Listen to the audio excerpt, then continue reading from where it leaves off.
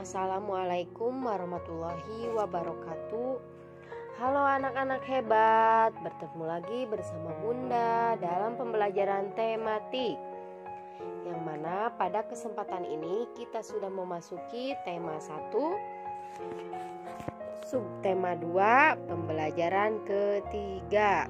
Ayo siapkan dulu alat tulisnya dan jangan lupa berdoa terlebih dahulu. Bismillahirrohmanirrohim. Rabbi zidni ilman warzuqni fahman. Amin. Baiklah anak-anak, boleh dibuka buku tematiknya halaman 76. Indonesia merupakan bangsa yang dikaruniai Tuhan dengan sumber daya alam yang sangat beragam dan melimpah. Mulai dari keragaman potensi alamnya sampai keadaan penduduknya. Sudahkah semua itu dimanfaatkan secara bertanggung jawab?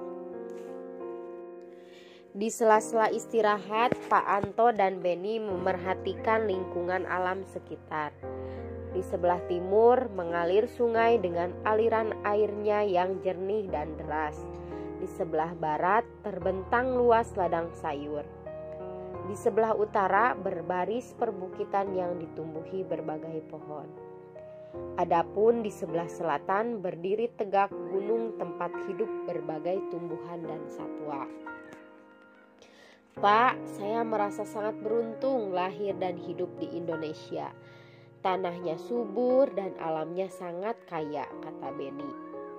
Beni, kekayaan dan keberagaman yang dimiliki oleh bangsa Indonesia tidak sebatas sumber daya alamnya saja, namun juga kondisi kependudukannya.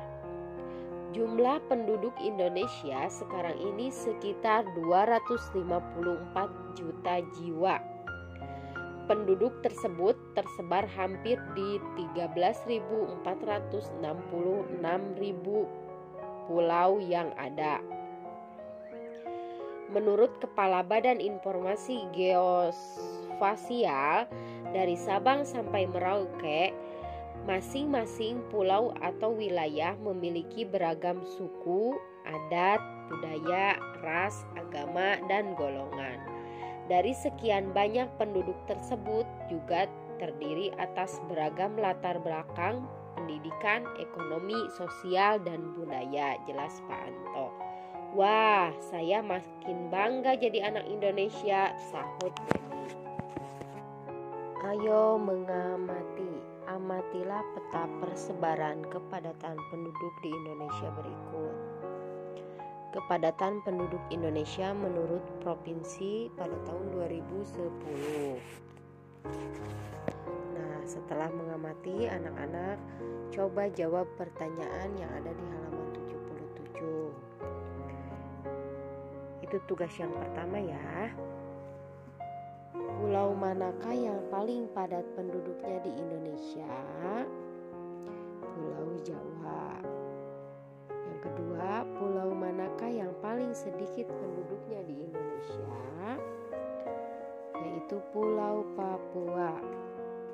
Yang ketiga, berapakah jumlah kepadatan penduduk Provinsi Lampung? Yaitu 200 sampai 599 orang per kilometer persegi. Yang keempat, berapakah jumlah kepadatan penduduk Provinsi Papua Barat? Yaitu kurang dari 10 orang per kilometer persegi. Yang kelima, berapakah jumlah kepadatan penduduk provinsi tempat tinggalmu? Nah, kita tinggal di mana? Kita tinggal di Jawa Barat. Sekitar 1.365 orang per kilometer persegi. Wilayah Indonesia yang sangat luas dan berupa kepulauan telah mengakibatkan keberagaman penduduknya. Salah satunya adalah keberagaman suku. Amatilah peta persebaran suku-suku bangsa yang ada di Indonesia. Kamu telah mengamati dan memahami persebaran suku-suku bangsa di Indonesia melalui peta di atas. Sekarang sebutkan dan tunjukkan suku-suku yang mendiami pulau-pulau yang ada di Indonesia berikut. Yang pertama, Pulau Jawa. Pulau Jawa, sukunya suku Jawa, suku Sunda, suku Betawi, suku Baduy. Yang kedua, Sumatera. Sukunya suku Aceh, suku Gayo, suku Batak, suku Minangkabau. Yang ketiga, Kalimantan, yaitu suku Dayak, suku Kutai, suku Banjar, suku Tidung. Yang kelima, Pulau Sulawesi. Sukunya suku Toraja, suku Bugis, suku Mandar, suku Minahasa.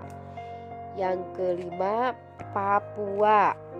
Suku Asmat, suku Dani, suku Sentani, suku Artak. Yang keenam, Kepulauan Nusa Tenggara, yaitu suku Alor, suku Ende, suku Ngada, suku Rote. Yang ketujuh, Kepulauan Maluku, yaitu suku Banda, suku Seram, suku Aru, suku Baru. Yang kedelapan, Pulau Bali, nama sukunya suku Bali. Nah, untuk tugas yang kedua, anak-anak tulis nama pulau yang barusan sudah Bunda sebutin beserta nama suku-sukunya. Itu tugas yang kedua. Selain keberagaman suku bangsa, Indonesia juga dianugerahi keberagaman agama. Saat ini ada 6 agama yang diakui oleh pemerintah untuk dianut oleh masyarakat, yakni Islam, Kristen, Katolik, Buddha, dan Konghucu. Adapun Islam menjadi agama dengan jumlah pemeluk terbesar di Indonesia. Ayo membaca. Kerukunan umat beragama di Indonesia. Kerukunan umat beragama merupakan bentuk hubungan antar manusia yang damai berkat adanya toleransi beragama. Toleransi beragama adalah suatu sikap saling mengerti dan menghargai tanpa adanya sikap membeda-bedakan dan mengecilkan umat agama lain. Kerukunan umat beragama sangat penting bagi bangsa Indonesia untuk mencapai kesejahteraan hidup. Seperti yang telah kita ketahui bahwa Indonesia memiliki keragaman yang begitu banyak, salah satunya adalah agama. Meskipun mayoritas penduduk Indonesia memeluk agama Islam, namun ada beberapa agama lain yang juga dianut, yakni Buddha, Hindu, Kristen, Katolik, dan Konghucu. Setiap agama tentunya memiliki aturan masing-masing dalam menjalankan ajaran agamanya. Namun, perbedaan ini bukanlah alasan menjadi pemecah belah, namun justru menjadi pemersatu dan memperkaya nilai-nilai dalam masyarakat. Sebagai satu saudara dalam tanah air yang sama, kita harus menjaga kerukunan umat beragama agar bangsa dan negara kita tetap menjadi satu kesatuan yang utuh. Tri Kerukunan Umat Beragama merupakan program yang dicanangkan pemerintah untuk menciptakan kehidupan beragama damai dan rukun. Program ini menghendaki adanya kerukunan antar umat beragama dalam satu agama, intern umat beragama, kerukunan antara umat beragama yang satu dengan agama lain, dan kerukunan antar umat beragama dengan pemerintah. Hal ini perlu dilakukan untuk mencegah munculnya konflik dalam kehidupan beragama.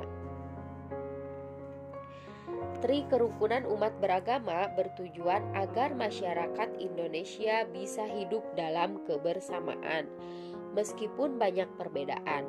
Program ini harus diwujudkan agar tidak terjadi pengekangan dan pengurangan hak-hak dalam menjalankan ajaran agama, seperti dalam pendirian rumah ibadah, pelaksanaan ibadah, dan hari besar keagamaan, serta penyiaran agama. Tri Kerukunan Umat Beragama dimulai dengan kerukunan antar umat beragama dalam satu agama atau intern umat beragama. Perbedaan pandangan dalam satu agama dapat memicu terjadinya konflik dalam agama itu sendiri. Oleh karena itu, perbedaan pandangan ini haruslah diupayakan agar tidak saling merasa bahwa pandangannya adalah yang paling benar. Tri kerukunan umat beragama selanjutnya adalah kerukunan antar umat beragama yang memiliki pengertian kehidupan yang rukun antar masyarakat meskipun berbeda agama dan keyakinan. Dalam hal ini tidak terjadi sikap saling curiga mencurigai serta selalu menghormati agama masing-masing. Selain itu juga tidak saling memaksakan agama kepada orang lain. Adapun tri kerukunan umat beragama yang terakhir adalah kerukunan antar umat beragama dengan pemerintah, mengandung pengertian bahwa tiap-tiap umat beragama dapat bekerja sama dan bermitra secara baik dengan pemerintah dalam menjaga kehidupan bermasyarakat, berbangsa, dan bernegara. Dalam hal ini, para tokoh agama dan pemerintah sangat diperlukan perannya dalam mencari solusi yang baik tanpa merugikan pihak manapun. Setelah membaca kerukunan umat beragama di Indonesia, mari kita tentukan ide pokok dari masing-masing paragraf di atas. Nah, ide pokok paragraf pertama, kerukunan umat beragama merupakan bentuk hubungan antar manusia yang damai berkat adanya toleransi beragama.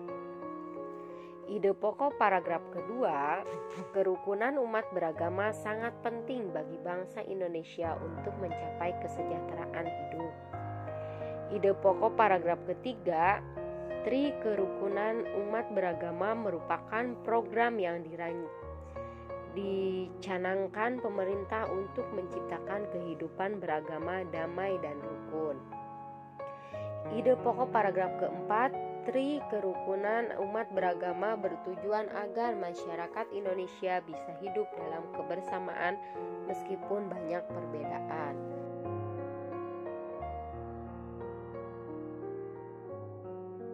Ide pokok paragraf kelima, tri kerukunan umat beragama dimulai dengan kerukunan antar umat beragama dalam satu agama atau intern umat beragama. Ide pokok paragraf ke-6, tri kerukunan umat beragama selanjutnya adalah kerukunan antar umat beragama yang memiliki pengertian kehidupan yang rukun antar masyarakat meskipun berbeda agama dan keyakinan. Ide pokok paragraf ke-7, adapun tri kerukunan umat beragama yang terakhir adalah kerukunan antar umat beragama dengan pemerintah, mengandung pengertian bahwa tiap-tiap umat beragama dapat bekerja sama dan bermitra secara baik dengan pemerintah dalam menjaga kehidupan bermasyarakat, berbangsa, dan bernegara. Menjaga kerukunan beragama merupakan perilaku yang baik yang harus dilakukan oleh siapapun. Hal tersebut juga mencerminkan penerapan nilai-nilai luhur yang terkandung dalam sila Pancasila, terutama sila ketuhanan yang Maha Esa. Setiap sila dalam Pancasila memiliki nilai-nilai luhur yang berbeda satu sama lain. Sila yang pertama yaitu ketuhanan yang Maha Esa. Nilai luhurnya, bebas memeluk agama dan menjalankan ibadah, rajin beribadah, tidak memaksakan agama kepada orang lain, menghormati orang lain yang sedang beribadah, dan merayakan hari besar agamanya. Nilai yang kedua yaitu kemanusiaan yang adil dan beradab. Nilai luhurnya, berteman tanpa membeda-bedakan latar belakangnya, tidak berpihak sebelah dalam menyelesaikan masalah, menjenguk orang yang sakit, membantu orang lain yang kesusahan. Sila yang ketiga yaitu persatuan Indonesia. Nilai luhurnya yang pertama, gotong royong, kerja kelompok, mempelajari kebudayaan dari daerah lain, mencintai kebudayaan asli daerahnya sendiri, mencintai produk-produk buatan dalam negeri. Sila yang keempat, kerakyatan yang dipimpin oleh hikmah kebijaksanaan dalam permusyawaratan perwakilan. Nilai luhurnya, pemilu, musyawarah untuk mufakat, pemilihan kepala desa, menghargai pendapat orang lain, tidak memaksakan kehendak dan pendapat kepada orang lain, terus melaksanakan keputusan bersama secara ikhlas dan bertanggung jawab. Nilai yang kelima yaitu keadilan sosial bagi seluruh rakyat Indonesia. Nilai luhurnya memiliki kedudukan yang sama di muka hukum, melaksanakan pembangunan dan menikmati hasil-hasil pembangunan nasional secara bertanggung jawab. Pancasila menjadi pandangan hidup bangsa Indonesia. Maka dari itu, perilaku dan sikap masyarakat haruslah mencerminkan nilai-nilai luhur Pancasila. Meskipun demikian, sering kita jumpai dalam kehidupan sehari-hari perilaku orang-orang sekitar kita yang tidak mencerminkan nilai-nilai Pancasila. Nah, ini contoh perilaku yang tidak mencerminkan nilai-nilai Pancasila. Perilaku yang tidak sesuai dengan nilai-nilai Pancasila di lingkungan sekolah, contohnya memilih teman hanya kaya saja, tidak mau meminjamkan peralatan sekolah kepada teman, menyontek, berkelahi, tidak mau mengikuti upacara bendera, mengejek teman. Terus perilaku yang tidak sesuai dengan nilai-nilai Pancasila di lingkungan rumah, tidak melaksanakan ibadah sesuai dengan agamanya, tidak mau berbagi makanan dengan anggota keluarga yang lain, bermalas-malasan, membantah orang tua, memaksakan kehendak kepada anggota keluarga, dan berbohong. Terus perilaku yang tidak sesuai dengan nilai-nilai Pancasila lingkungan masyarakat, tidak mau menjenguk tetangganya yang sakit, melarang orang lain melakukan peribadahan sesuai dengan agamanya, minum minuman keras dan berjudi, tidak mau mengikuti kegiatan kerja bakti, ronda dan rapat lingkungan, suka pamer kekayaan, mencuri, menganiaya teman, melakukan kekerasan. Ayo mengamati. Banyak faktor yang membuat bangsa Indonesia menjadi sebuah bangsa yang besar yang bisa disandingkan dengan bangsa-bangsa besar lainnya di dunia. Banyak faktor pula yang menjadikan kita semakin bangga menjadi warga negara Indonesia. Faktor-faktor tersebut antara lain sebagai berikut. Yang pertama, nilai-nilai luhur yang hidup di tengah-tengah masyarakat. 2. Wilayahnya yang luas dan berupa kepulauan. 3. Letak geografis dan strategisnya. 4. Besarnya jumlah penduduk. 5. Beragamnya suku, agama, ras, dan golongan. Yang 6. Beragamnya budaya, sosial, dan ekonomi. Keberagaman yang dimiliki oleh bangsa Indonesia tidak terlepas dari pengaruh luasnya wilayah Indonesia. Wilayah Indonesia berupa kepulauan yang terdiri atas pulau besar dan kecil, baik yang berpenghuni maupun yang tidak berpenghuni. Meskipun demikian, keberagaman ini bukanlah menjadi pemecah, justru menjadi pemersatu bangsa dengan berlandaskan Pancasila. Ayo anak-anak hebat, selamat mengerjakan. Dan alhamdulillah pembelajaran hari ini cukup sampai di sini. Mudah-mudahan ilmu yang didapat hari ini bermanfaat. Terima kasih. Wassalamualaikum warahmatullahi wabarakatuh.